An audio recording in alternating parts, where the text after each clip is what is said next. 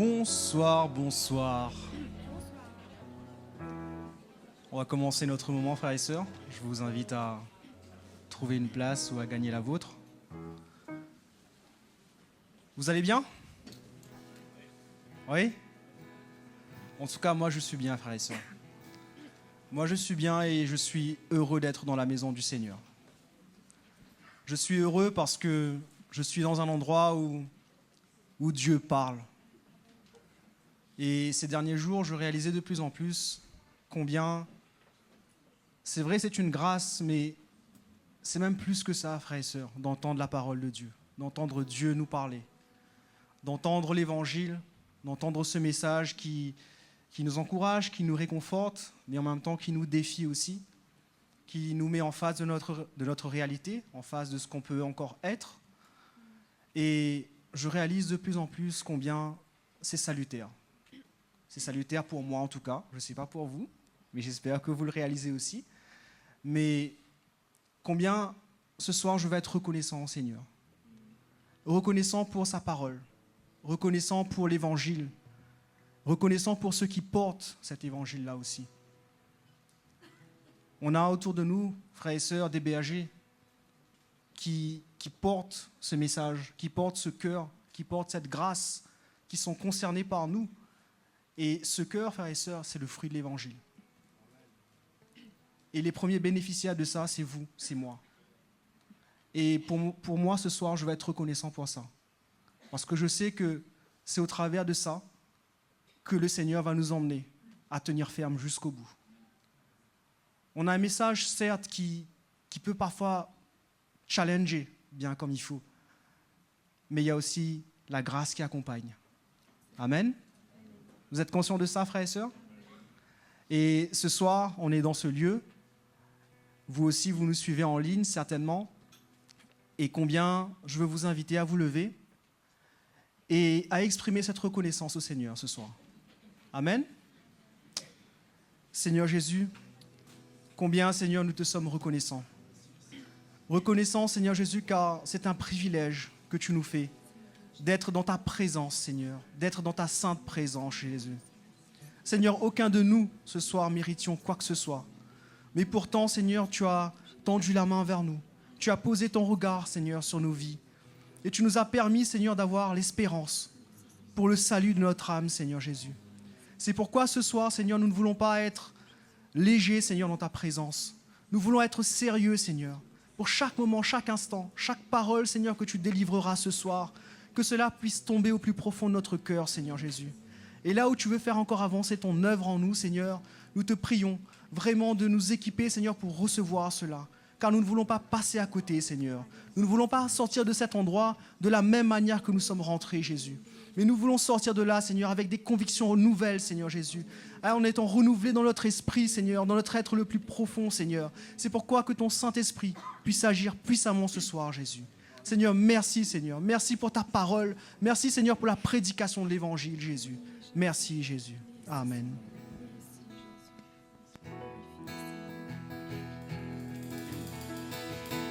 Je me tiens dans ta présence avec ton peuple pour te louer. Et je viens me réjouir en élevant mes mains, ma voix. Je me tiens dans ta présence avec ton peuple pour te louer.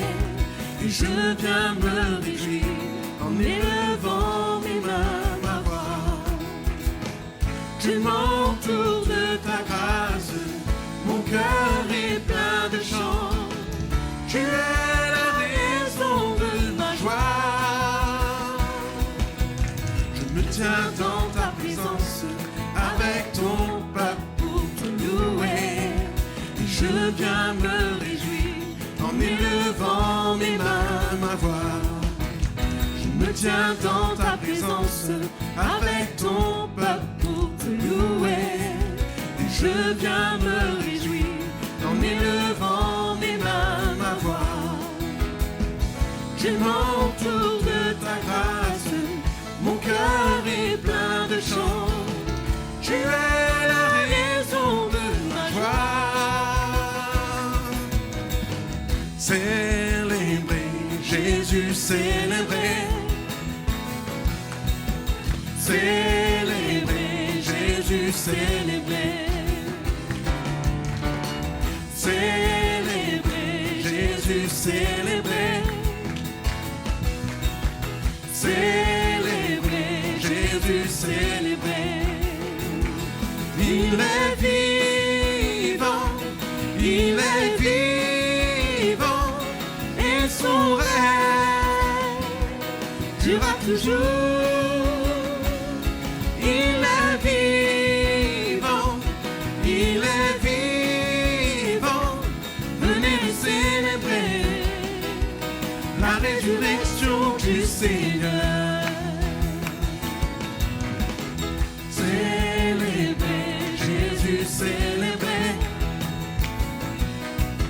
célébrer, Jésus célébrer, célébrer, Jésus célébrer, célébrer, Jésus célébrer. Il est vivant, il est vivant, et son règne durera toujours.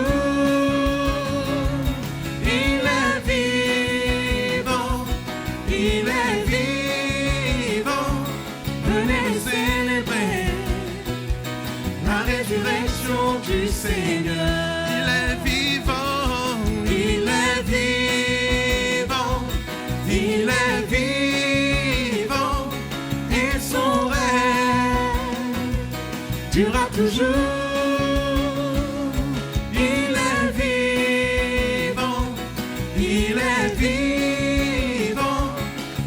Célébrer la résurrection du Seigneur.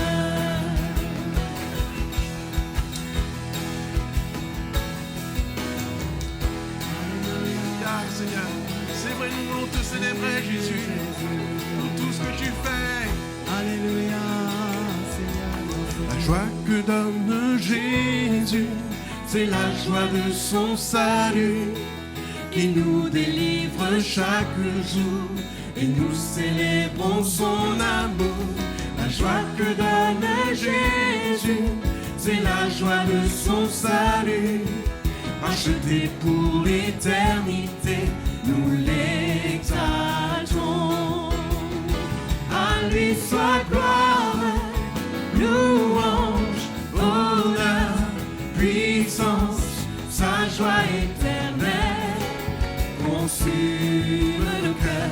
À lui soit gloire, louange, honneur, puissance, sa joie éternelle consume le cœur. La joie que donne Jésus, c'est la joie de son salut. Il nous délivre chaque jour, et nous célébrons son amour. La joie que donne Jésus, c'est la joie de son salut, racheté pour l'éternité, nous l'exaltons. À lui soit gloire, louange, honneur, puissance, sa joie éternelle consume nos cœurs. À lui soit gloire, louange, honneur, puissance, sa joie éternelle consume le cœur. J'aime élever le nom de Jésus et le chanter de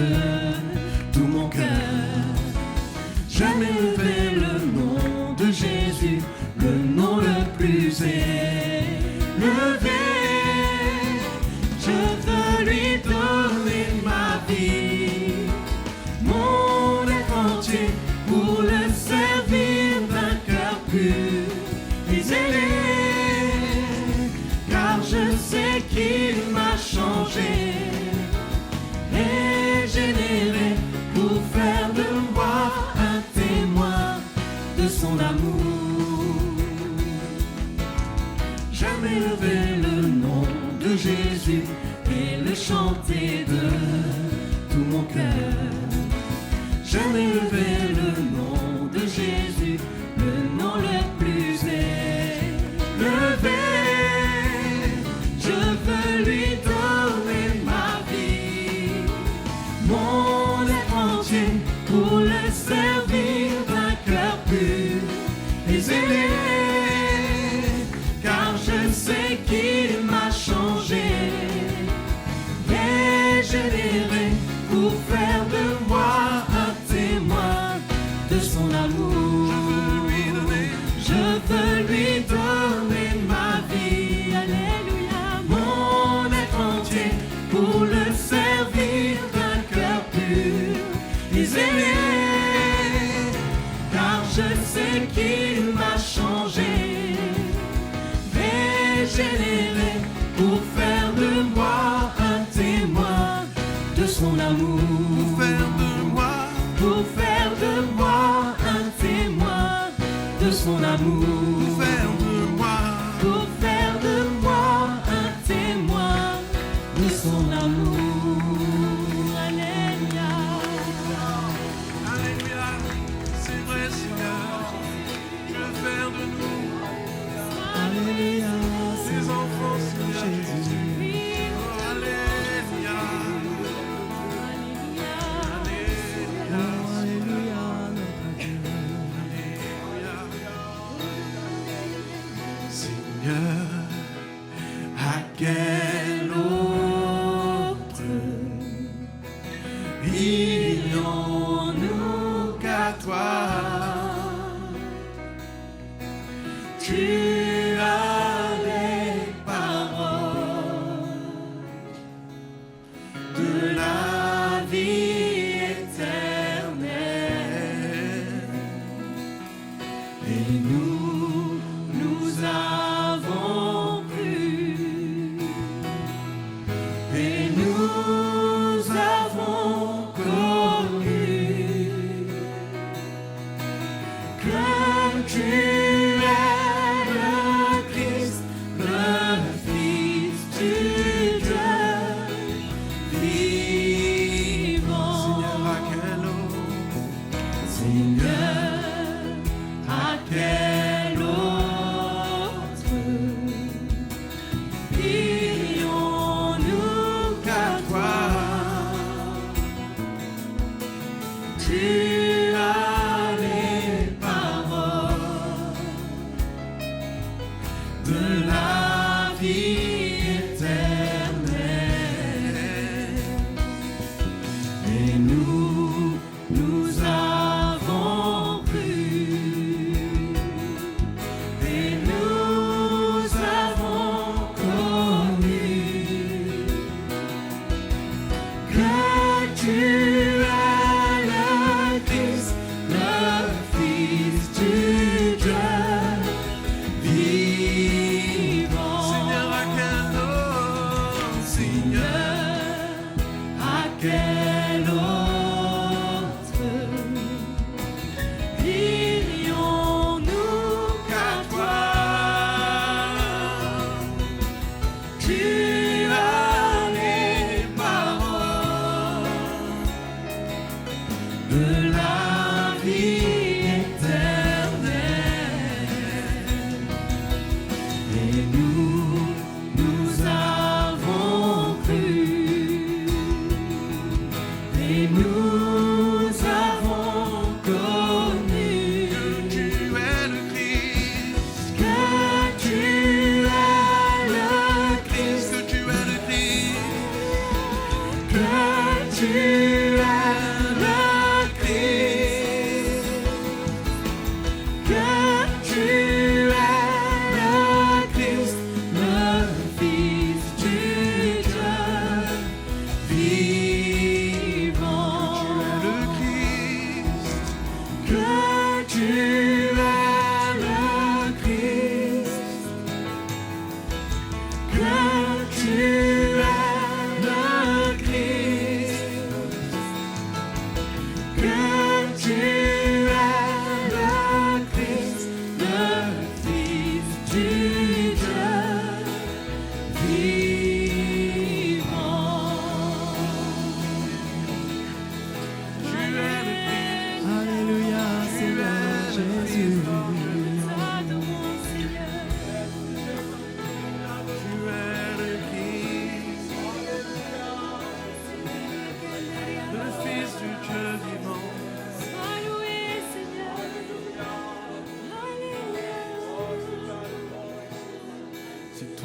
règnes, c'est toi qui vis,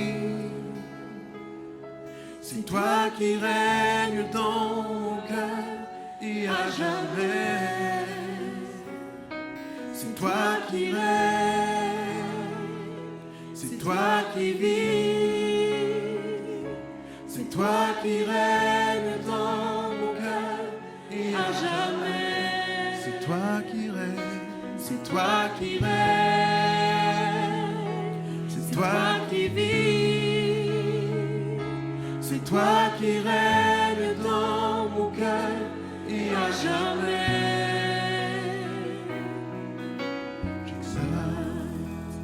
Ton nom, Jésus,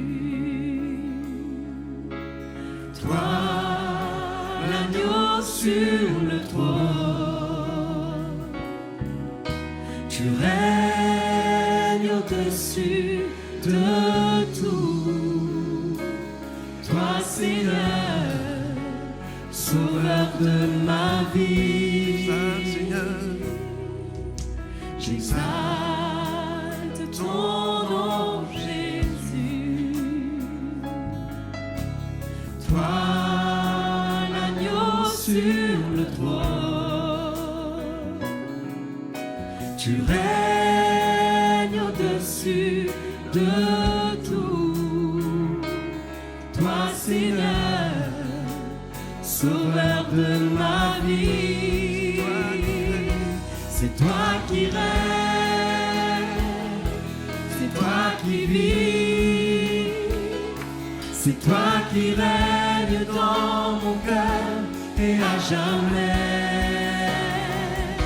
C'est toi qui règnes, c'est toi qui vis, c'est toi qui règnes dans mon cœur et à jamais. Jésus, tu règnes, Jésus, tu règnes, Jésus, tu vis, Jésus, tu règnes dans mon cœur et à jamais. Jésus, tu règnes, Jésus, tu vis, Jésus, tu règnes dans mon cœur et à jamais.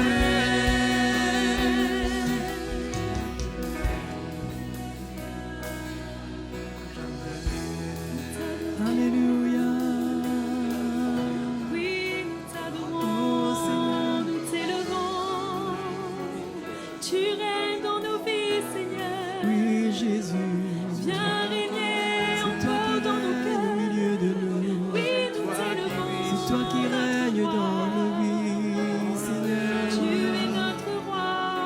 Oh, Alléluia.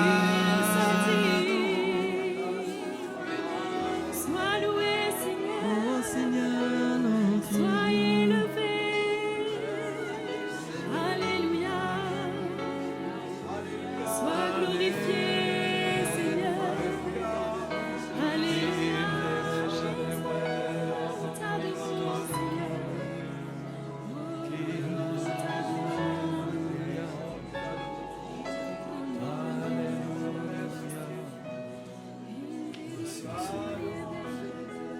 Nous t'adorons. Alléluia. Alléluia. Sois béni. Que ton nom soit béni et glorifié sur cette terre, par tes enfants, par ton peuple. Que nous ayons de plus en plus cette joie et ce bonheur de t'adresser la louange, l'honneur, Seigneur. Car tu es digne, toi seul, de recevoir la gloire. Nous t'adorons, nous te remercions pour ce que tu accomplis en nous. Oh Dieu, merci. Merci Seigneur. Merci notre Dieu. Alléluia. Bonsoir les frères et sœurs. Content de vous voir ce soir.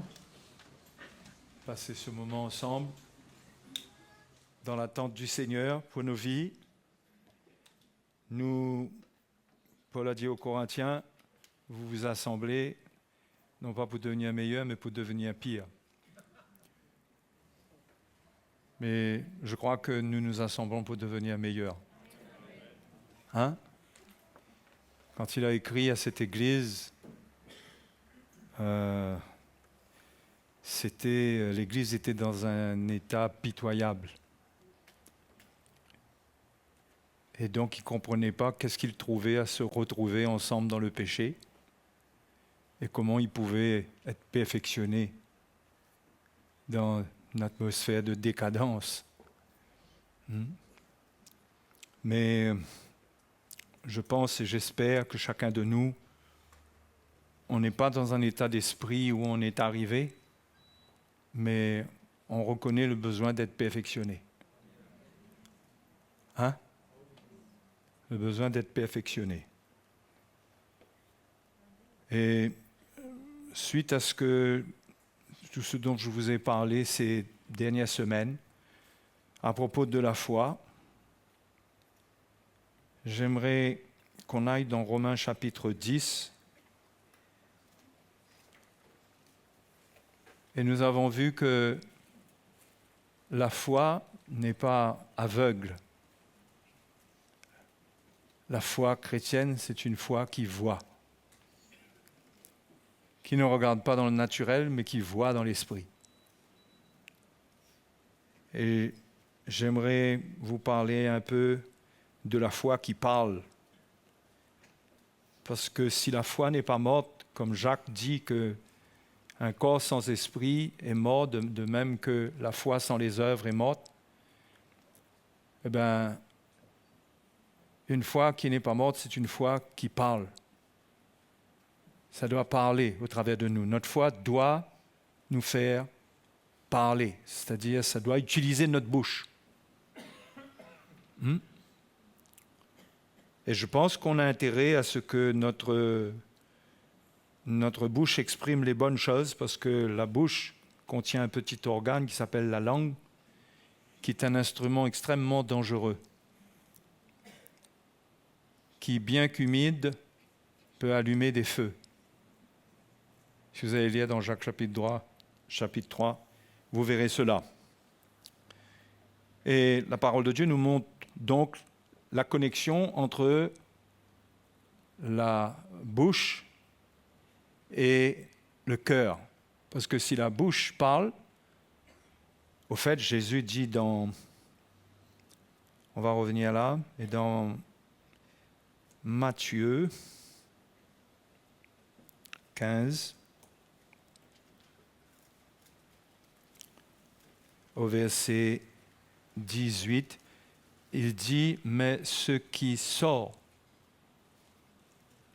au verset 18, mais ce qui sort de la bouche vient du cœur, et c'est ce qui souille l'homme, car c'est du cœur que viennent les mauvaises pensées, les meurtres, les adultères, les débauches, les vols, les témoignages, les faux témoignages et calomnies.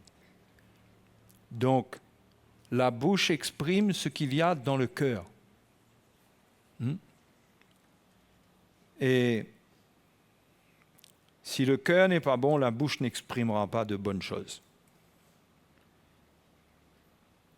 Ouais, jusque-là, ce n'est pas compliqué. Il ne faut pas compter qu'un cœur mauvais exprime de bonnes choses. Et on revient dans Romains chapitre 10, où Paul dit au verset 6, « Mais voici comment parle la justice qui vient de la foi. Ne dis pas en ton cœur. » Il s'agit du cœur. « Qui montera au ciel? C'est en faire descendre Christ. Ou qui descendra dans l'abîme? C'est faire remonter Christ d'entre les morts. » Parce que la justice dont Paul parle, cela provient de la mort et de la résurrection de Christ. Donc, Paul explique que la parole de la foi, elle est déjà établie. On n'a pas besoin de revenir dessus. Ça vient de la mort et de la résurrection de Christ. D'accord? On n'a pas besoin de dire encore qui montera au ciel, etc. Donc, que dit-elle donc, cette parole de la justice qui vient de la foi? La parole est près de toi, dans ta bouche et dans ton cœur. Or, c'est la parole de la foi que nous prêchons.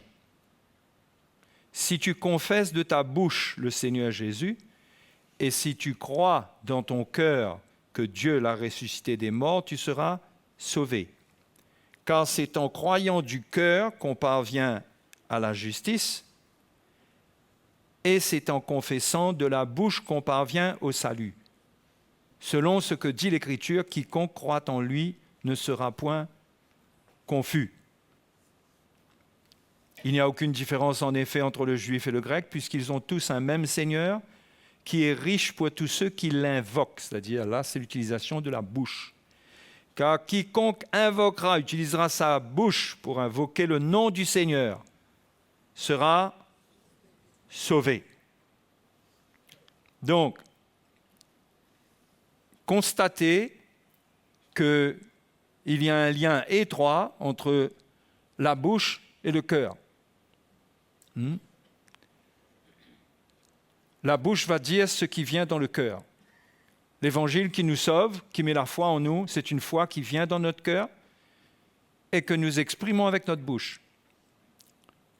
Avec le cœur, on parvient à la justice. On a la révélation dans notre cœur de ce que Jésus a fait pour nous. Et ce qui nous sauve, c'est de confesser notre salut, cette foi qui est en nous. Et Paul dit, c'est ça qui nous sauve. D'accord? Donc, si on constate, et on le verra encore, le lien entre la bouche et le cœur, on doit comprendre que pour que la foi soit efficace au travers d'un chrétien, il faut que son cœur soit en bon état. D'accord?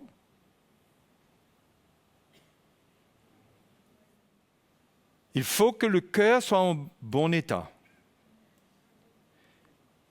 C'est pourquoi la doctrine de la foi moderne, la doctrine qui a circulé pendant pas mal de temps, qui consiste à faire croire que c'est à force de confesser qu'on aura la foi.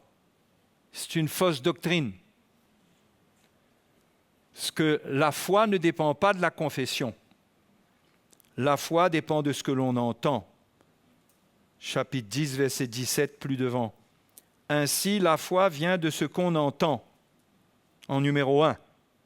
Et ce qu'on entend vient de la parole de Christ.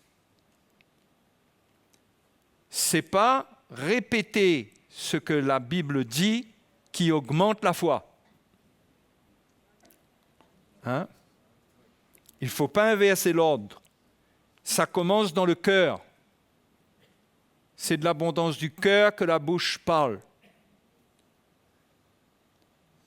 Dans 2 Corinthiens, chapitre 4, verset 12, Paul exprime cela assez clairement et il met les choses dans l'ordre. Au verset 12, « Ainsi la mort agit en nous et la vie agit en vous. Et comme nous avons le même esprit de foi qui est exprimé dans cette parole de l'Écriture, j'ai cru, en numéro 1. C'est pourquoi j'ai parlé. C'est pas j'ai parlé et c'est pourquoi j'ai cru. J'ai cru et c'est pourquoi j'ai parlé. Nous aussi, nous croyons et c'est pour cela que nous parlons. D'accord? Ça commence par l'état du cœur.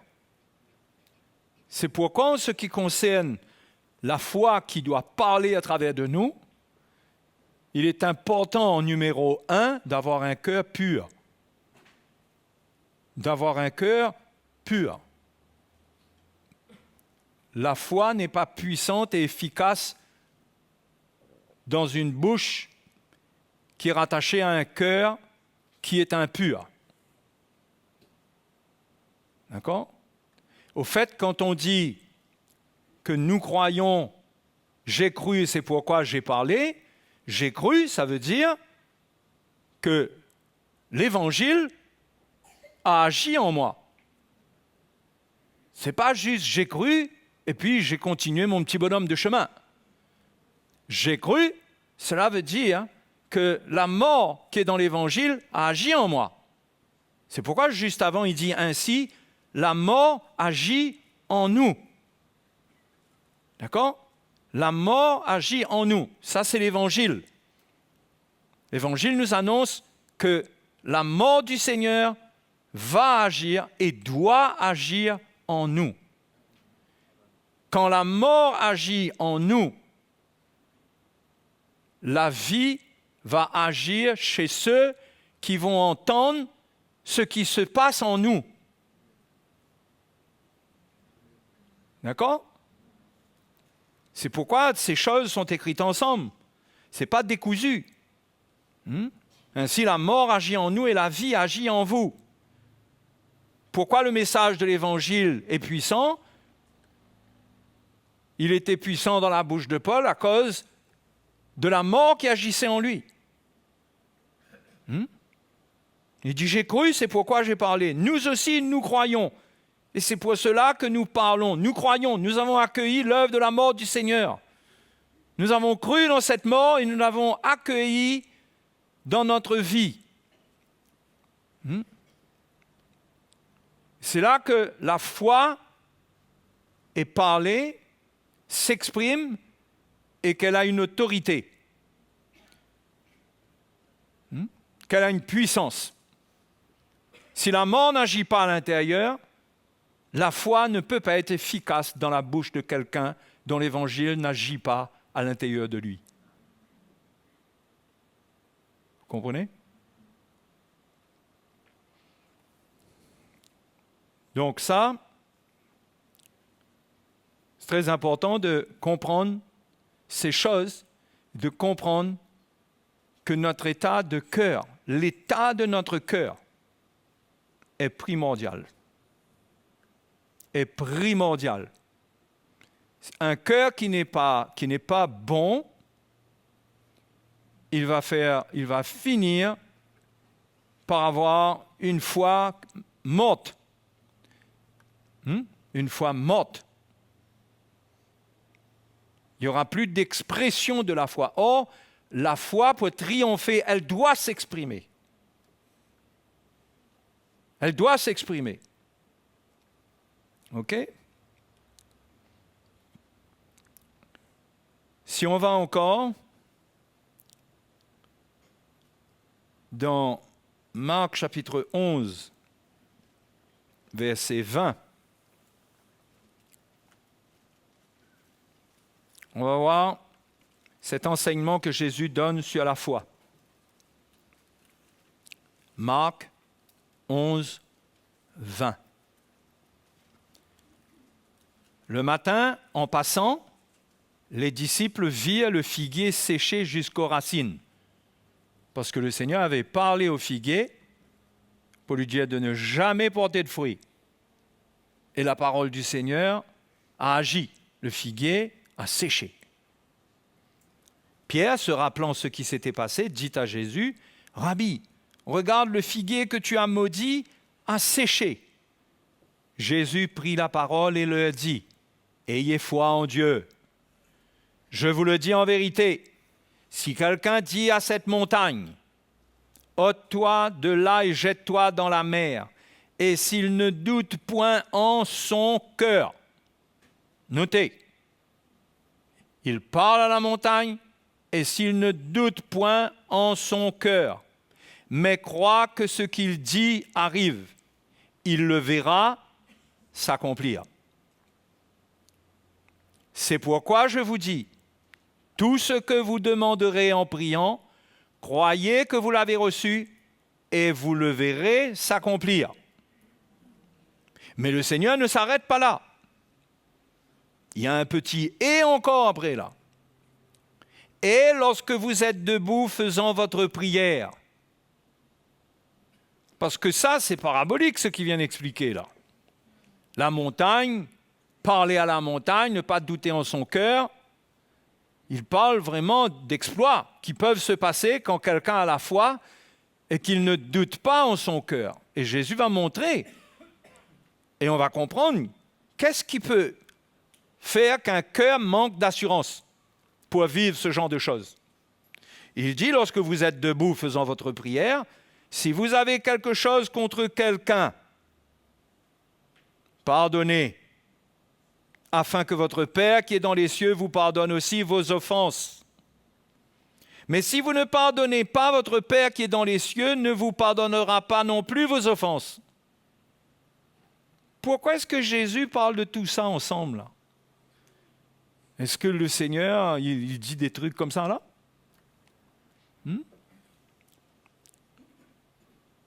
Il montre que l'efficacité de la foi dépend de la pureté du cœur. Qu'il faut pardonner. Si quelqu'un prie avec le non-pardon dans son cœur, ses offenses ne sont pas pardonnées, c'est ce que la parole de Dieu nous dit. Dieu le traite comme quelqu'un dont les offenses ne sont pas pardonnées parce qu'il ne pardonne pas. Et donc, sa prière dans la foi qu'il demande à Dieu, si Dieu ne pardonne pas, encore moins Dieu, il ne va pas écouter sa prière. Non? Ce qui veut dire que la foi de quelqu'un qui ne pardonne pas, elle est vaine. Et la foi s'exprime dans la prière. La prière, c'est parler, c'est la bouche. OK? Donc, le pardon est important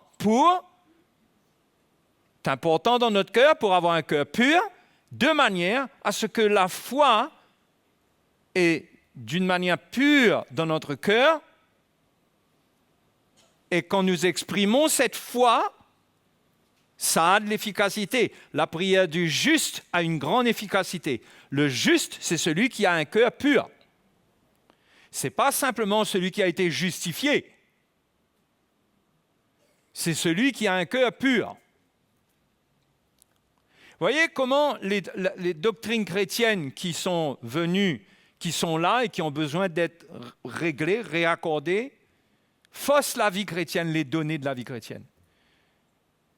Parce qu'il y a la justification, mais il y a l'état actuel de ton cœur, que tu as été justifié. Ce n'est pas ça qui fait l'efficacité de ta prière. C'est l'état de ton cœur aujourd'hui. Même si tu es un chrétien, tu as été justifié, mais ce qui donne de l'efficacité à ta foi, à ta prière, c'est l'état de ton cœur aujourd'hui. Si tu es face à une montagne, le Seigneur montre que ce n'est rien. Ce n'est rien pour la foi qu'il met dans notre cœur. Une montagne, ce n'est rien. C'est ça qu'il veut nous montrer, nous encourager. Mais on n'aura pas la foi, on va douter dans notre cœur si notre cœur n'est pas pur. Parce que le cœur qui n'est pas pur ne peut pas retenir la foi et retenir l'assurance. Parce que ce cœur-là a une conscience et sait que le péché n'est pas agréable à Dieu. Donc ça crée le doute. Vous comprenez? Donc, douter, ce n'est pas tant l'effet d'avoir une pensée où on se dit est-ce que vraiment... C'est pas simplement ça, c'est pas se dire est-ce que vraiment il y aura un résultat. C'est pas là-dessus que le Seigneur met l'accent. Il montre que ce qui est dans le cœur va faire qu'il n'y aura pas d'assurance. Pourquoi? Parce qu'il n'y a pas d'assurance dans le péché pour s'adresser à Dieu et pour avoir une victoire. C'est tout simple. Mais quelqu'un qui a un cœur pur, il exprime les choses dans une foi, ce n'est pas quelque chose qu'il doit ensuite réfléchir, être en contrôle de lui-même pour ne pas douter et il doit lutter pour ne pas douter. Il doit avoir la foi, et il ne peut pas accepter qu'il y ait un doute quelque part, et il se bat comme ça là pour rester dans la foi. Oui? Quand quelqu'un a un cœur pur, il a l'assurance que Dieu écoute sa prière. Il ne doute pas. Et parce que son cœur est pur, il n'y a pas de place dedans d'ombre pour qu'il doute que Dieu a entendu. Et si pour lui, Dieu a entendu, c'est suffisant. La question, c'est est-ce que Dieu a entendu? Parce que si Dieu a entendu et que nous avons prié selon sa volonté, il agira. D'une manière ou d'une autre. Après viennent des combats, il y a des combats qui sont normaux dans la nature humaine. Hein? Mais normalement, celui qui a le cœur pur, sa foi s'appuie sur le fait qu'il a parlé à Dieu, qu'il a remis à Dieu. Le problème, et il sait que Dieu s'en occupe. Sa foi, ce n'est pas croire qu'il y a un résultat qu'il attend. Parce que si c'est simplement le résultat qu'il attend, si c'est seulement ça, il va se battre avec un état où le doute va venir, il va se battre contre le doute. Parce que la foi, ce n'est pas chercher en premier à avoir un résultat, c'est être sûr que Dieu a entendu, que Dieu s'occupe. Je ne sais pas si vous comprenez. C'est être sûr que Dieu s'occupe de ça. Ce n'est pas être sûr que Dieu va faire ce que moi, j'attends qu'il fasse. C'est être sûr que Dieu s'occupe de cela. Maintenant, quand mon cœur est pur et que Dieu a entendu, il y a de la place pour que j'ai la foi pour ne pas douter sur un résultat. À un moment ou à un autre, je vais voir des choses. Mais ce n'est pas essayer d'avoir la foi pour le résultat. Et là, on se bat pour le résultat, mais on ne réalise pas que notre cœur même n'arrive pas. N'est pas dans l'état qu'il faut. Il faut avoir quelque chose de mauvais dedans, comme là, l'exemple que le Seigneur donne.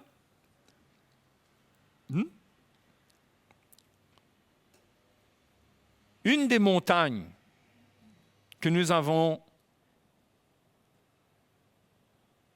à laquelle nous faisons face, c'est notre chair.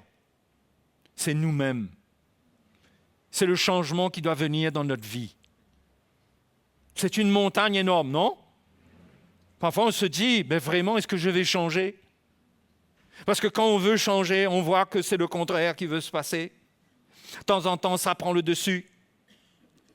C'est une montagne, non? Et on doit prier, on doit s'édifier de manière à ce que on a la victoire sur beaucoup de choses qui nous minent la vie, qui nous fatiguent.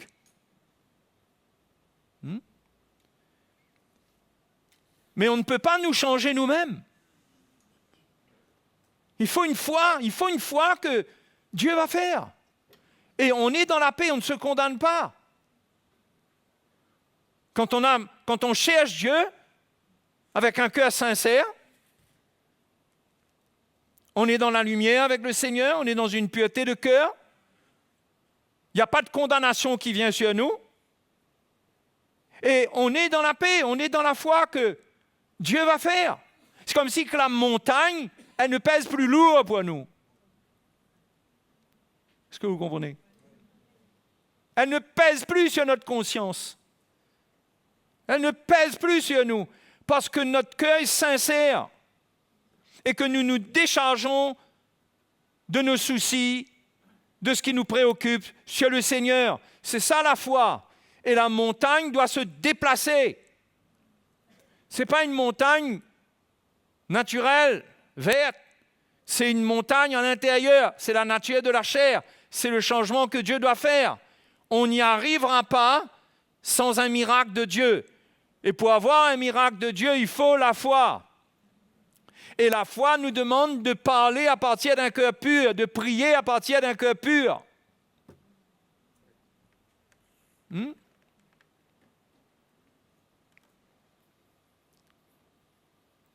Et Dieu, comme Jésus l'a fait, il a fait partir cette montagne de la chair, là. Il l'a crucifié, lui. Et la victoire est pour nous. Si nous le cherchons avec sincérité, nos imperfections, le Seigneur les enlèvera. Il fera son œuvre. Mais nous devons garder notre cœur pur. Vous comprenez? Nous pouvons avoir des imperfections, mais nous ne pouvons pas nous permettre d'avoir des cœurs qui ne restent pas purs. Hein? Nous pouvons avoir des imperfections, nous avons des imperfections, nous avons des faiblesses. Ce sont les imperfections de la chair. Ce n'est pas vivre dans le péché, c'est que nous péchons sans vivre dans le péché, nous ratons, nous ne disons pas, nous ne faisons pas toujours ce qu'il faut, nous ne pensons pas toujours ce qu'il faut, parce que cette nature de la chair, elle est là. Mais nous gardons notre cœur pur devant Dieu face à notre prochain. Nous pardonnons. Ça, c'est très important. Parce que si nous ne pardonnons pas, ça veut dire que nous jugeons la personne qui nous a offensés. Et si nous jugeons cette personne, comment est-ce que nous venons chercher grâce devant Dieu pour notre personne à nous? Il faut que nous pardonnions. Et quand nous venons chercher Dieu, Dieu nous pardonne et Dieu œuvre. Et notre prière est d'une efficacité redoutable, où la montagne partira. Alléluia.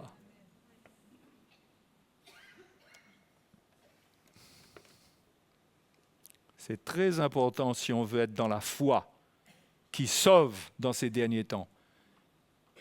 Si on veut être dans une foi qui parle de manière à ce que le Seigneur écoute, entend. Si nous demandons quelque chose selon sa volonté, il nous écoute. Selon sa volonté.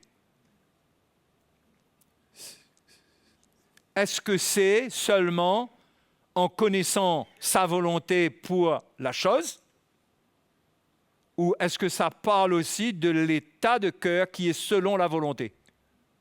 On peut se poser la question.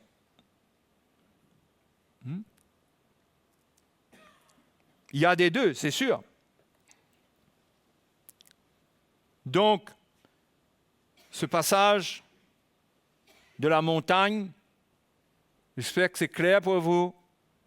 Les montagnes vont nous fatiguer, vont nous écraser si notre cœur n'est pas pur. On n'aura pas d'autorité sur elles. Aucune autorité sur elles. Avoir un cœur pur n'est pas une option. Hein? Pardonner et se repentir aussi de nos fautes pour garder un cœur pur. Ensuite, toujours, enfin pas toujours, mais on va se déplacer dans l'évangile de Matthieu.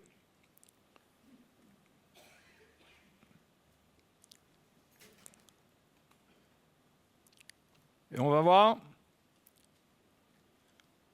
le Seigneur dit la même chose qui était écrit au chapitre 12. Il dit la même chose qui est écrit au chapitre 15. C'est de l'abondance du cœur que la bouche parle. Verset 34. Il dit « race de vipères ». Il parlait aux pharisiens. Chapitre 12, verset 34. « Comment pourriez-vous dire de bonnes choses, méchants comme vous l'êtes? Car c'est de l'abondance du cœur que la bouche parle. L'homme bon tire de bonnes choses de son bon trésor, et l'homme méchant tire de mauvaises choses de son mauvais trésor. Je vous le dis, au jour du jugement, les hommes rendront compte de toute parole vaine qu'ils auront proférée, car par tes paroles tu seras justifié et par tes paroles tu seras condamné. » Vous voyez l'importance de la parole là, qui sort de notre bouche? Par tes paroles, tu seras justifié. C'est-à-dire, quand tu as la parole de la foi, tu as la parole de la repentance, tu ne peux pas paraître en jugement. Mais si tu persistes à avoir un cœur mauvais, si un homme persiste et garde un cœur mauvais, il aura des choses. Jésus parle d'un bon trésor et d'un mauvais trésor. De quoi est-ce qu'il parle? Il parle de l'état du cœur. Vous savez pourquoi il parle de cela? Parce qu'il avait guéri, il avait chassé un démon d'une personne muette et aveugle. Et les pharisiens ont dit, ah, mais ça, c'est pas Belzébul qui chasse les démons. Et le Seigneur leur a dit, moi, vous m'outragez, il n'y a pas de problème. Mais attention, quiconque blasphème contre le Saint-Esprit, il ne lui sera pardonné ni maintenant, ni plus tard, ni jamais. Et c'est là que le Seigneur explique au verset 33, par exemple. Il dit, ou dites que l'arbre est bon. Il y a une version qui dit, de deux choses l'une. Ou bien l'arbre est bon et son fruit est bon, ou bien l'arbre est mauvais et son fruit est mauvais. C'est-à-dire, quand vous me regardez, vous m'entendez, vous voyez mes œuvres, ben vous devez reconnaître, d'après ce que vous voyez, qu'est-ce que je suis. Il dit, mais vous, il est en train de leur dire que vous vous trompez sur moi. Pourquoi? Parce que, race de vipère, il dit, bon, on connaît l'arbre par le fruit. Il dit, race de vipère, comment pourriez-vous dire de bonnes choses, méchants comme vous l'êtes? Et c'est là qu'il parle du trésor de l'homme, c'est-à-dire son cœur. Le cœur de l'homme, c'est son coffre-fort. C'est son trésor. S'il y a de mauvaises choses dedans, il va dire de mauvaises choses. Les pharisiens sont arrivés à l'extrême où ils blasphémaient contre le Saint-Esprit. Parce qu'ils avaient tellement le cœur mauvais qu'ils ne voyaient même plus, qu'ils ne discernaient même plus le Messie et qu'ils n'avaient pas de respect pour lui. Là-dessus, le Seigneur lui a dit, en ce qui me concerne, moi, ça sera pardonné parce que de toute façon, il fallait qu'il soit outragé. Il fallait qu'il prenne nos péchés, il fallait qu'il soit insulté et tout. Et c'est dans cette atmosphère qu'il allait mourir. Donc, il fallait que ça se passe et qu'il pardonne ensuite cela. Donc, il dit, moi, le Fils de l'homme, vous m'outragez, pas de problème. Mais le Saint-Esprit, attention! Et les pharisiens en sont arrivés à exprimer ce qui était dans leur trésor. Il y avait tellement de choses mauvaises dans leur trésor, ils avaient un mauvais trésor. Donc leur bouche, ils tiraient par leur bouche de mauvaises choses de leur mauvais trésor. Votre cœur, c'est votre trésor. Ce que vous allez mettre dedans, c'est ce que vous allez parler, exprimer. S'il y a la parole vivante du Seigneur dedans, s'il y a la vérité, vous allez parler cela, vous allez aligner votre vie avec ce trésor qui est en vous. Parce que Jacques dit que la langue est un petit gouvernail qui dirige notre vie. Donc Dieu met des choses dans notre cœur et nous parlons. Nous exprimons notre foi. Et parce que nous exprimons, notre vie prend une direction. Si notre cœur est mauvais, s'il y a des choses mauvaises que nous gardons en nous, ces choses-là vont devenir un mauvais trésor. Or, quand nous sommes nés de nouveau, nous avons reçu du Seigneur un bon trésor. Le cœur a été lavé, purifié. L'Évangile a commencé à venir. On ne doit pas laisser le voleur venir ouvrir le coffre-fort et placer des choses impures dedans. On doit les retirer. On doit se repentir, on doit pardonner. On doit garder la place nette et propre afin que ça demeure un trésor, un bon trésor duquel on va pouvoir tirer de bonnes choses. On ne peut pas tirer de bonnes choses d'un mauvais trésor. Il ne peut pas y avoir de bonnes choses qui sortent d'un cœur mauvais.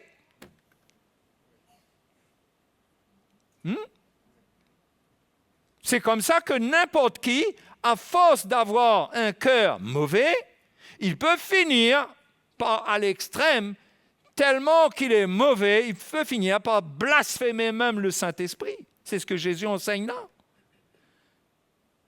C'est-à-dire, il est complètement aveugle.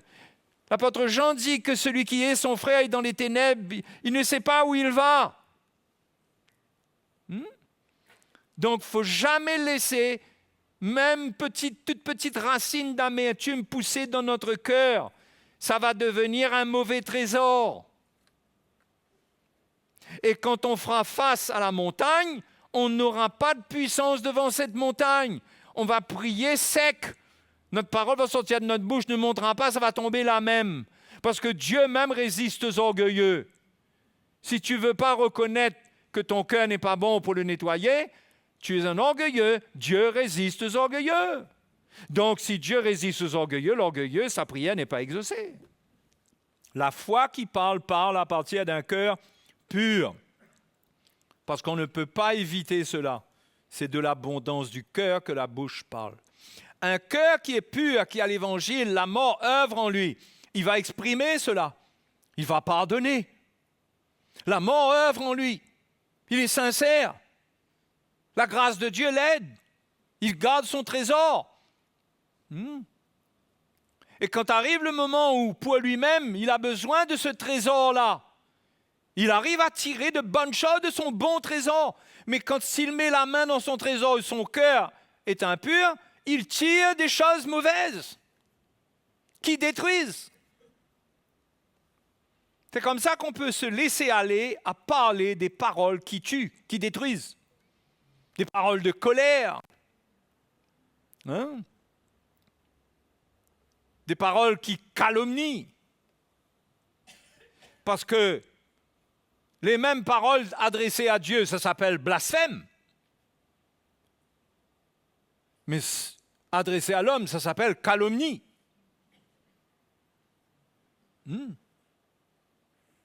C'est juste que ce n'est pas Dieu, c'est l'homme. Mais le commandement, c'est tu aimeras ton prochain comme toi-même. Tu aimeras Dieu en premier et ton prochain comme toi-même. C'est le commandement qui lui est semblable. C'est-à-dire que comment peux-tu oser maltraiter quelqu'un qui a été créé à l'image de Dieu, le calomnier, parler en mal de lui, le maltraiter directement, et que de l'autre côté, tu peux être fier que toi, tu n'as jamais blasphémé contre le Saint-Esprit. Bien sûr que le blasphème contre le Saint-Esprit, c'est dans une autre mesure, c'est autre chose. OK? Mais ça nous montre comment nos échelles de valeur sont décalées. On ne réalise pas que ça n'a pas de sens, notre position. Si on respecte Dieu et on estime qu'on ne peut pas blasphémer contre Dieu, on respecte l'homme créé à l'image de Dieu et on ne le calomnie pas et on ne l'outrage pas. Et ça prouve que notre foi est saine. Ça prouve qu'il y a un bon trésor en nous.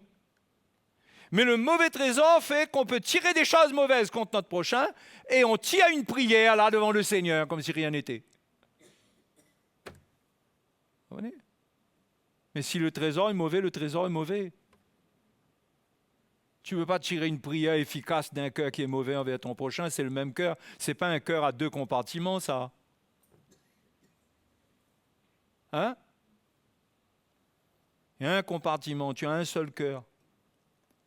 Tu dois réaliser, c'est pourquoi la Bible nous dit de ne pas avoir de mauvaises paroles.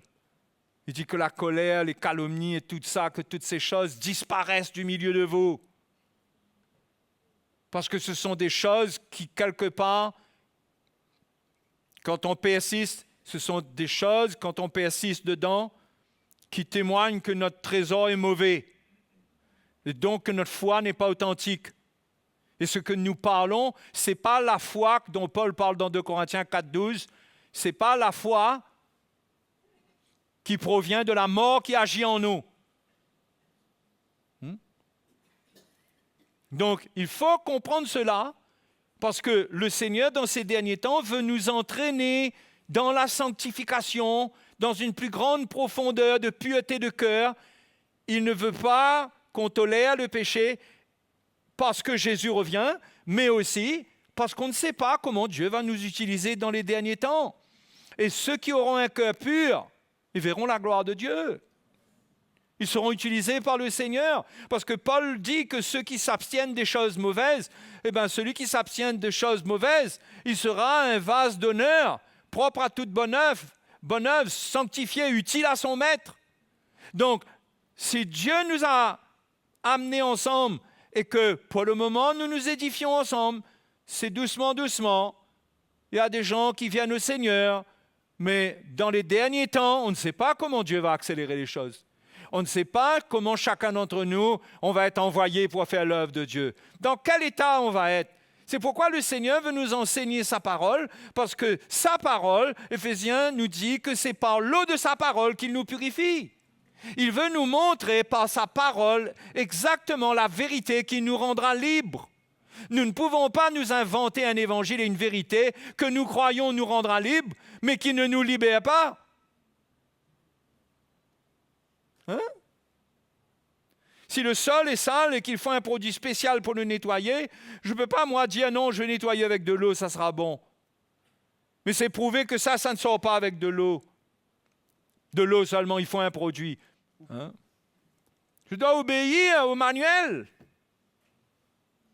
Je dois faire ce qu'il faut faire pour que ça soit propre. Il faut s'humilier et abandonner notre manière de penser qui nous arrange. Notre manière de penser qui nous permet de nous justifier. Non! La vérité est la vérité, il faut s'humilier devant elle. Et quand on s'humilie devant elle, elle nous rend libres, elle nous lavera, elle nous nettoiera. Amen. Et ceux qui vont vivre cela, leur cœur sera rempli de foi, d'une foi sincère, authentique, pure, efficace. La Bible dit que l'iniquité ferme la bouche, dans Romains. Toute iniquité ferme la bouche. L'iniquité ferme la bouche. On n'arrive pas à chanter librement, on n'arrive pas à goûter à la joie du Seigneur, à la paix du Seigneur, à l'adoration. Quand il y a de l'iniquité dans le cœur, on chante, on dit des prières, mais la réalité de l'esprit là-dedans, c'est quoi? Le cœur pur, il va goûter à la gloire de Dieu, il va goûter à des choses de plus en plus. Il faut que la mort agisse en nous. Qu'on ne cherche pas des doctrines pour nous justifier, pour expliquer notre passé, nos liens ancestraux, etc., et qui nous disent « c'est un peu normal, tu sais ». Non, qu'on ne donne aucune excuse, qu'on applique la mort. La mort doit agir en nous. Et notre cœur doit devenir pur pour que nous puissions parler les paroles de la foi qui sauvent. C'est en confessant de la bouche qu'on parvient au salut. David disait, je m'écris, loué soit l'Éternel et je suis délivré de tous mes ennemis. Je m'écris, loué soit l'Éternel. Ce n'est pas une technique, ça. Pendant longtemps, on a enseigné aux chrétiens la louange. Il faut chanter. Il faut chanter, chanter, chanter. Et l'ennemi fuira. Mais ce n'est pas vrai. Tu peux chanter avec un cœur qui n'est pas pur. Tes ennemis vont danser au contraire autour de toi. Mais quand le cœur est pur, je m'écris, loué soit l'Éternel et je suis délivré de tous mes ennemis. Le cœur pur parvient à la justice dans le cœur. La justice de Dieu est là pour moi parce que je suis pour la justice de Dieu. Et quand je m'écris, loué soit l'Éternel, l'expression de la foi au travers de moi fait que la montagne part. Vouf! Alléluia.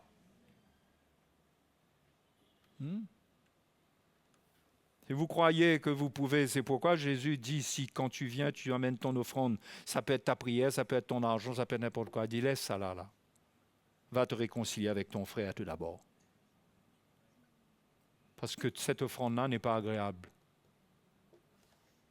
Qui sait si ce n'était pas le cas pour Caïn, qui depuis le départ, il avait quelque chose dans son cœur contre son frère Abel. Et la Bible dit quand il a amené son offrande, l'Éternel ne porta pas un regard approbateur, favorable sur l'offrande de Caïn. Qui sait si Dieu n'avait pas déjà vu son attitude de cœur.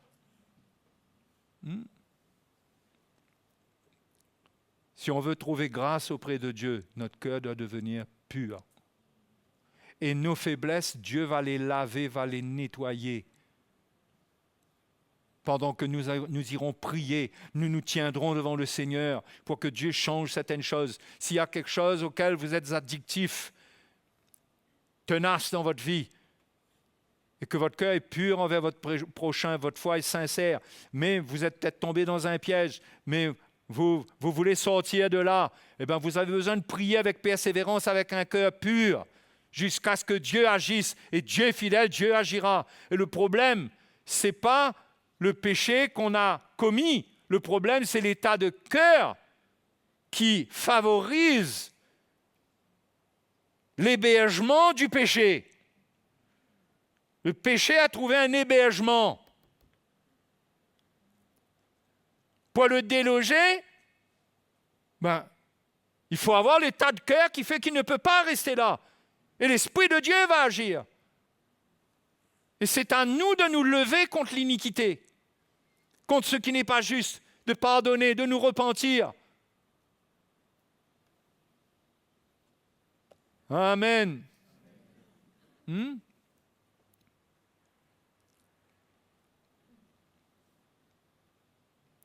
Et là, on aura la vie de la foi quand notre cœur est pur.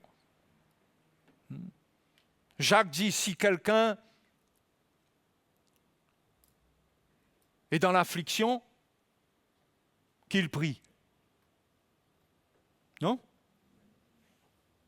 Qu'il prie.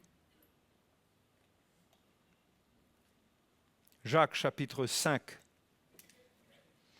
Quelqu'un parmi vous est-il dans la souffrance? Verset 13.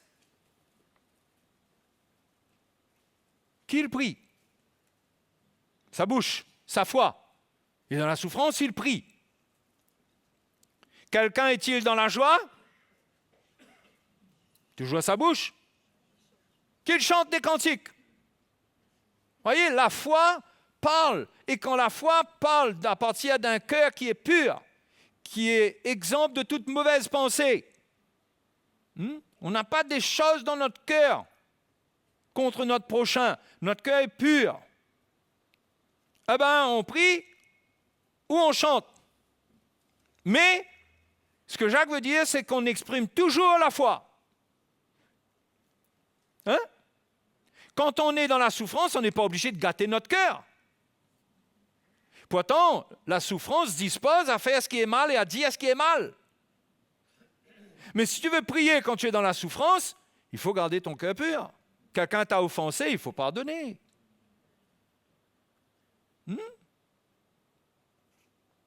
Si tu as mal agi, il faut purifier ton cœur. Si tu peux réparer, répare. Tout ce que tu peux faire pour que ton cœur retrouve sa pureté, fais-le. Parce que si ça t'a fait mal, parfois il y a des choses qui nous font mal,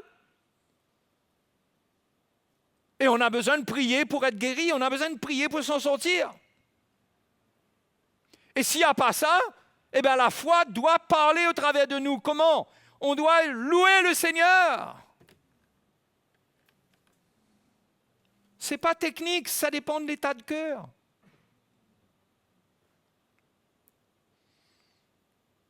Quelqu'un parmi vous est-il malade qu'il appelle les anciens de l'Église et que les anciens prient pour lui en loignant d'huile au nom du Seigneur?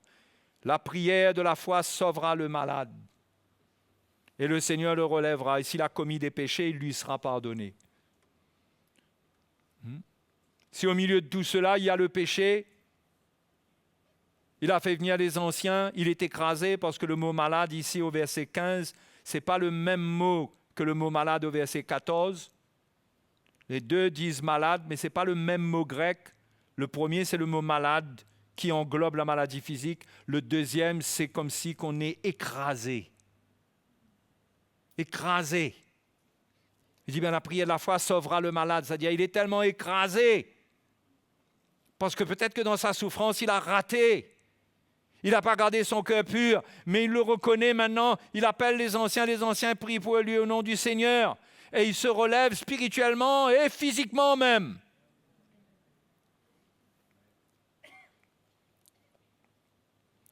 Confessez donc vos péchés les uns aux autres, la bouche. Priez les uns pour les autres, la bouche, afin que vous soyez guéris.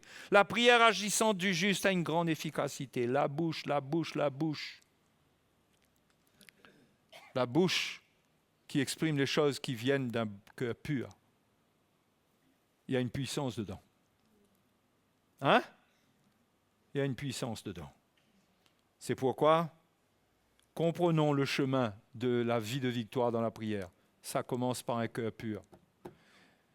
Si ton cœur est un cœur qui aime les histoires, les médisances, les commérages, qui est orgueilleux, qui n'accepte pas que le Seigneur te réprimande, qui n'accepte pas, et ton cœur est travaillé, est mauvais, produit des mauvaises herbes, tu n'auras jamais la foi.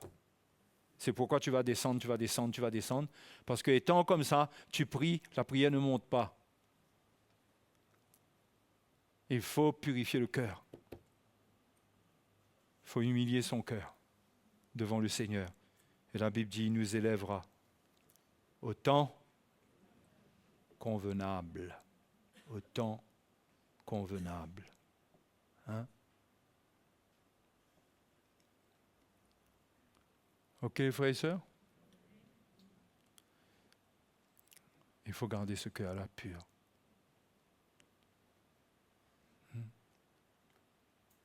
C'est pourquoi il faut se séparer aussi du monde, de ses impuretés. Parce que nous ne réalisons pas, mais la pureté dans laquelle Dieu va nous amener va nous faire nous séparer par l'Esprit.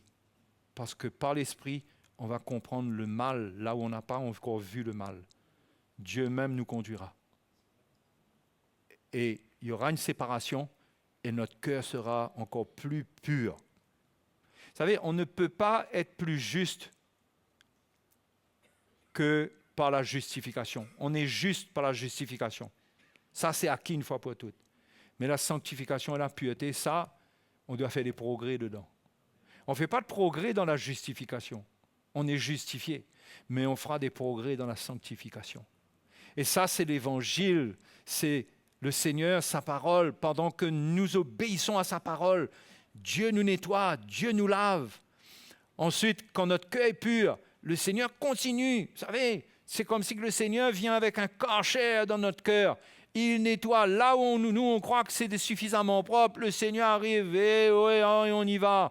L'Évangile vient avec puissance et ça continue. Ça continue à faire tomber les débris.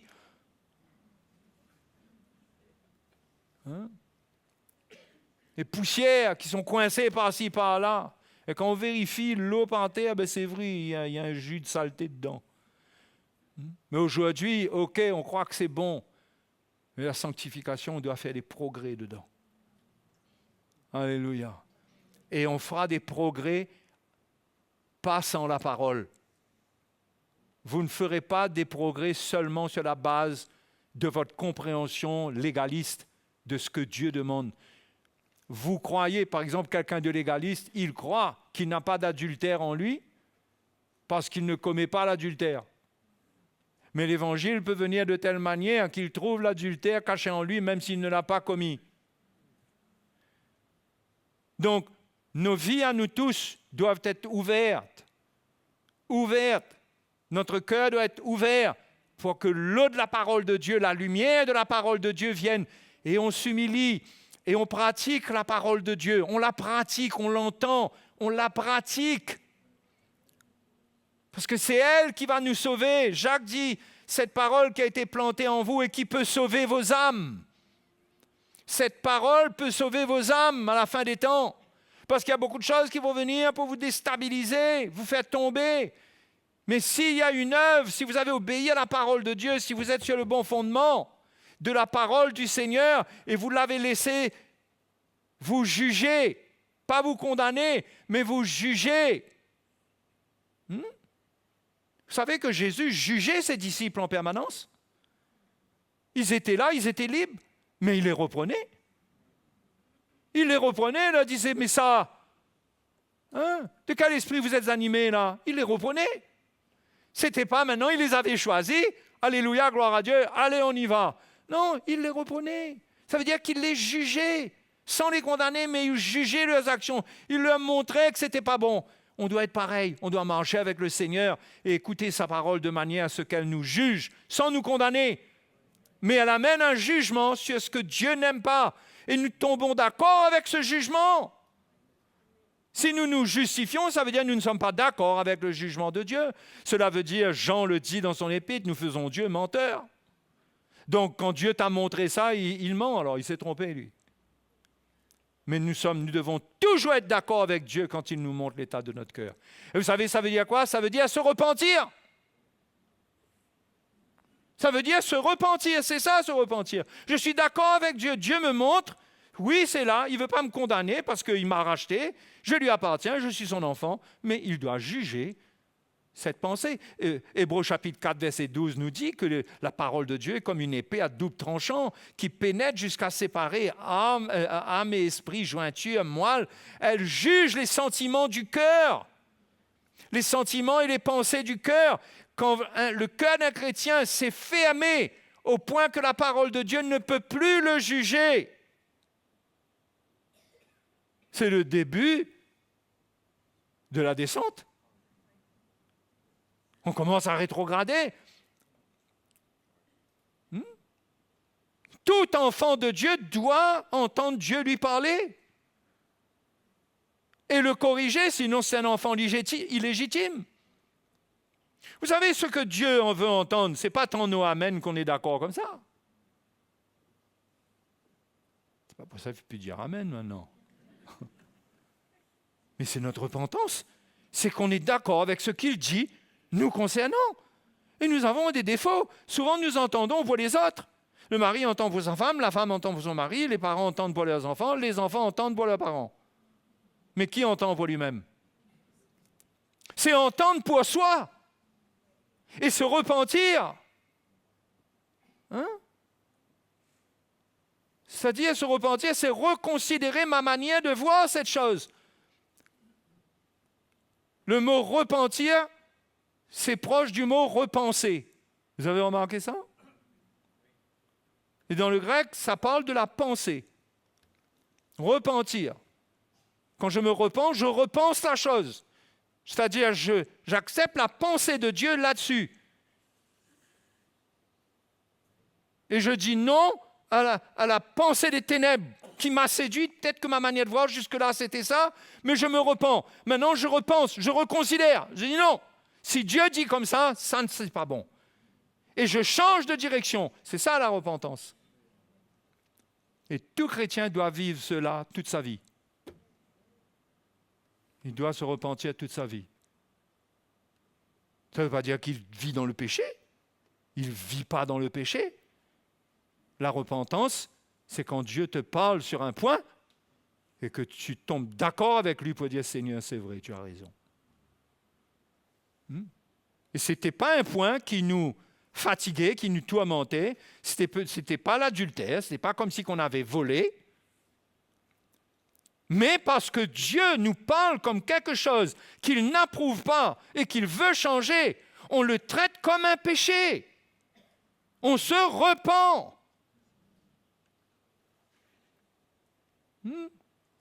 Le livre de l'Apocalypse, les lettres aux églises, sont des appels à la repentance et pas obligatoirement à des péchés commis, mais à des états de cœur. La tiédeur, l'abandon du premier amour et d'autres choses. Repens-toi. Repens-toi. Et au fait, chaque lettre se termine par « à celui qui vaincra ». Non? À celui qui vaincra. Il va vaincre comment? Premier pas pour triompher, c'est se repentir. Parce que si tu es d'accord avec ton ennemi, tu n'auras pas de victoire sur lui.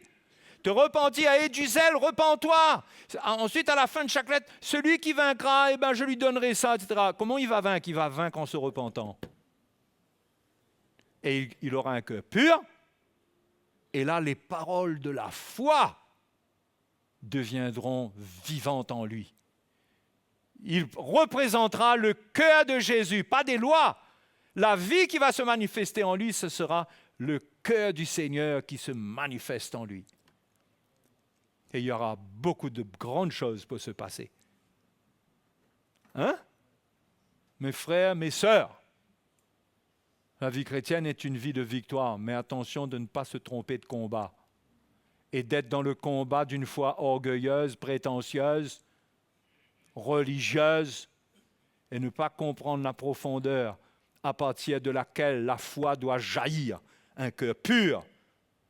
Un cœur pur. Et là, quand ça parle, ça prie, ça loue le Seigneur, c'est vivant. Dieu siège au milieu des louanges de son peuple. Vous savez, tout ça, on a enseigné comme des techniques. Allez, il faut que tout le monde loue le Seigneur parce que Dieu siège au milieu des louanges de son peuple. Allez, les Corinthiens aussi, là, il y avait de l'inceste, il y avait tout ça. Allez, ils louent le Seigneur, Dieu est au milieu d'eux. Mais Paul leur dit non.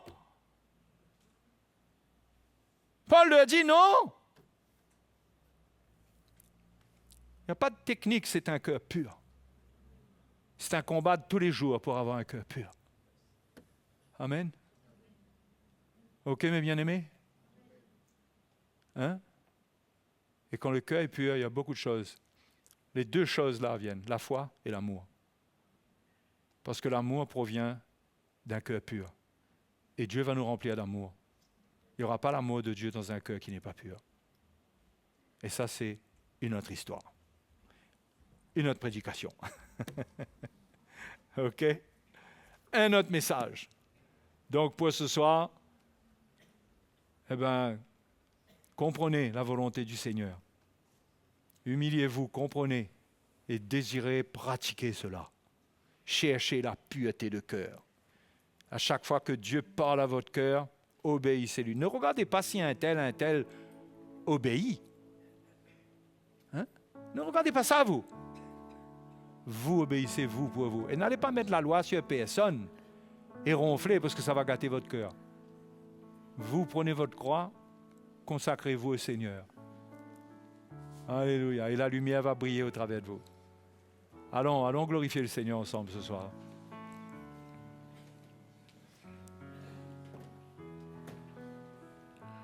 Enseigne-moi tes voies, ô Seigneur, et je marcherai dans ta lumière.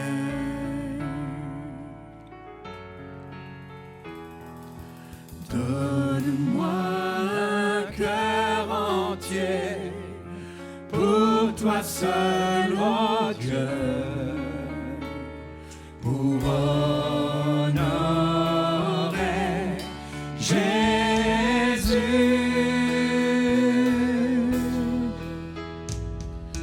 Purifie mon cœur, lave-moi, Seigneur, délivre-moi, je veux être libre pour te servir.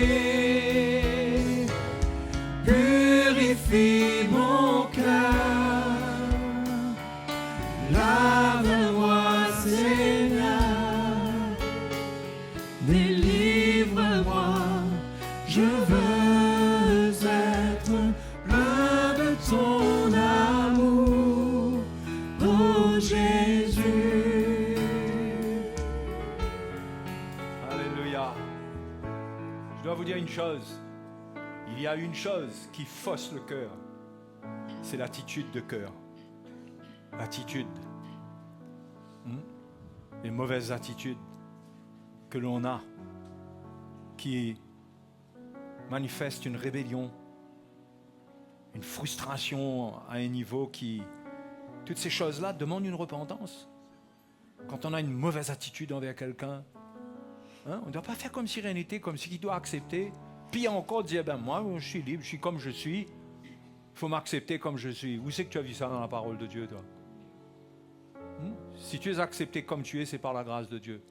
Mais ce n'est pas pour que tu prennes une position où en plus de ta mauvaise attitude, tu as la mauvaise attitude, la double mauvaise attitude, qui consiste à te dire que c'est pas si mauvais que ça. Il faut se repentir. Et les attitudes, c'est des choses qu'on ne répare pas. Les attitudes qui blessent l'autre. On fait comme si rien n'était, on tourne la page.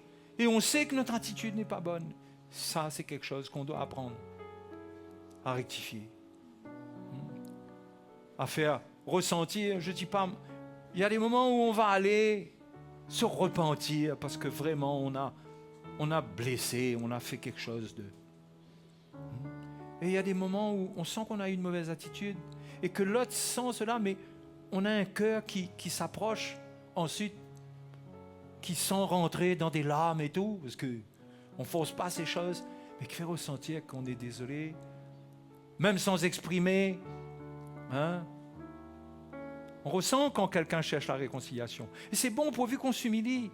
Mais les attitudes, mes frères et mes sœurs, c'est quelque chose qui empoisonne la vie du chrétien, qui tord son cœur, les attitudes, il passe dessus, il tient pas compte, il fait comme si rien n'était. C'est comme un canon de fusil qu'on est en train de fausser là. Tu ne pourras pas tirer sur le voleur quand le voleur va venir. Tire pas sur le voleur quand il vient. C'est une image. Les attitudes. Chacun doit faire attention à ça. Ok? On continue à adorer le Seigneur. Et on s'approche du Seigneur.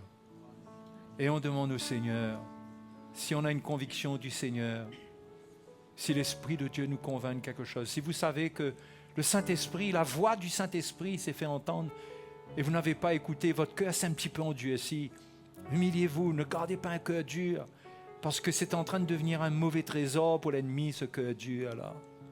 Hein? Mais brisez-le, déchirez-le devant le Seigneur. Alléluia. Merci Seigneur. Merci Seigneur. Merci Seigneur. Trouve le cœur des frères et sœurs ce soir qui s'approchent de toi. Seigneur, nous sommes là. Il y a tant de choses que nous avons négligées. Tant de choses que nous avons négligées, que nous avons ignorées. Tant de corrections que tu as amenées dans nos vies, dans nos cœurs, que nous avons ignorées parce que cela nous coûtait de nous humilier. Seigneur, pardonne-nous. Affermis notre cœur pour que nous puissions avoir des attitudes droites. Et là où nous ratons, te demandons pardon, mais aide-nous. Viens à notre secours, que nous puissions avoir ce cœur ferme et pur, par ta grâce, pour rester dans le bon esprit. Seigneur, nous nous appuyons sur toi. Sois notre secours dans nos faiblesses. Sois notre secours dans nos faiblesses. Là où nous ratons, merci Seigneur. Rétablis l'intégrité dans notre cœur, la pureté, la lumière. Oui, Seigneur, qui que ce soit qui est là ce soir et qui se tourne sincèrement vers toi, Seigneur, entends sa prière et ressens son humiliation. Approche-toi de ce frère, de cette sœur. Fais une œuvre, Seigneur. Oh, merci, Seigneur. Merci pour ta grâce. Merci pour la pureté de cœur que tu nous donneras. Une pureté profonde. Alléluia. Ta parole va être à l'œuvre profondément en nous. Oui, Seigneur. Et ta lumière brillera au travers de nous dans ces derniers temps. C'est ce que nous voulons, Seigneur. Nous voulons que tu sois glorifié. Nous voulons que ta lumière brille au milieu de l'Église. Que le témoignage de la vérité, de la présence de Dieu soit fort. Que ceux qui nous visitent se convertissent, non pas à la religion, mais à toi, parce que c'est toi qui touches leur cœur. Seigneur, éclaire-nous. Oh Dieu, que tout joug soit brisé sur notre vie, afin que nous puissions vivre une vie de foi qui est vraie, qui est productive, qui porte du fruit.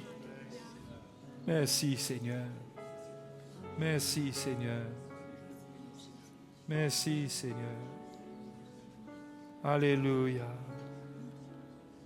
Merci Seigneur.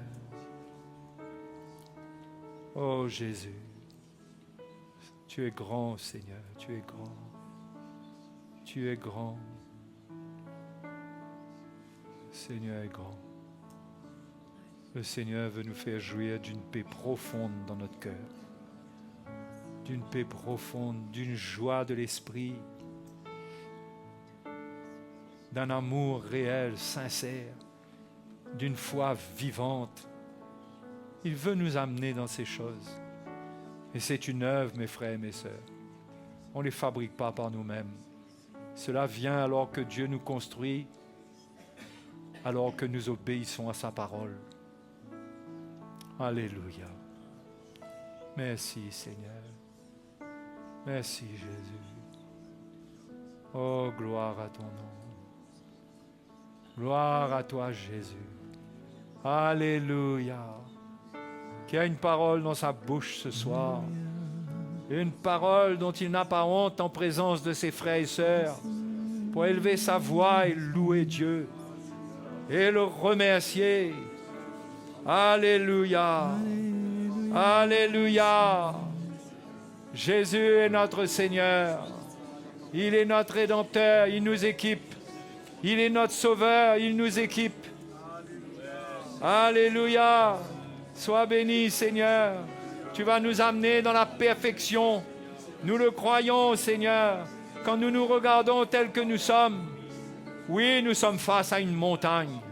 Mais qu'est-ce que la montagne pour toi? Tu l'as dit à Zorobabel. Grande montagne, qui es-tu? Ce n'est ni par la puissance, ni par la force, mais c'est par mon esprit, dit l'Éternel des armées. La grande montagne sera aplanie.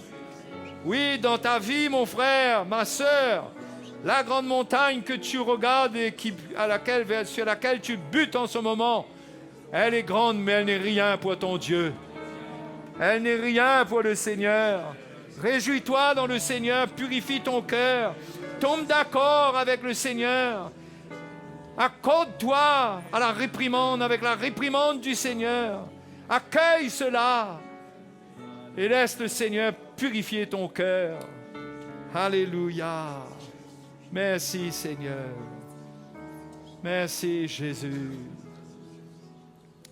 Alléluia. Gloire à Jésus. Alléluia. La vie chrétienne devient compliquée sans un cœur pur. Quand on a un cœur pur, la vie chrétienne est simple. C'est la pureté de cœur qui rend la vie chrétienne simple. Quand le cœur n'est pas pur, il cherche toujours le but. On a toujours plein de questions. On a toujours plein de doutes. On a des soupçons. On a des mauvais soupçons. La parole de Dieu en parle. Parce que notre cœur n'est pas pur. Quand un cœur est pur, la vie chrétienne devient simple. Il aime sans condition. Il donne. Quand il donne, il ne se dit pas « Ouais, mais si ton cœur n'est pas pur envers le Seigneur, un cœur qui est pur donne librement. Non? Il n'y a pas de question parce qu'on est heureux, on est libre, on est bien. Il faut trouver cette simplicité. Cette simplicité. Donc voilà. Et que le Seigneur vous bénisse par ces paroles. Gardez-les. Et le Seigneur va nous équiper de plus en plus. Alléluia.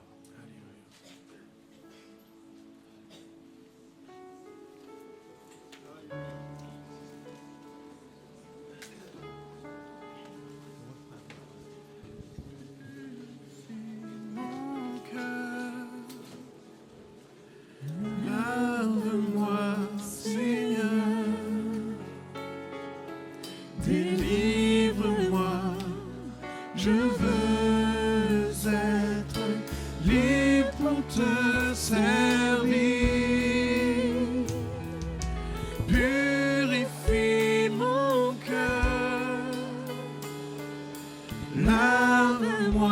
Seigneur, délivre-moi, je veux être plein de ton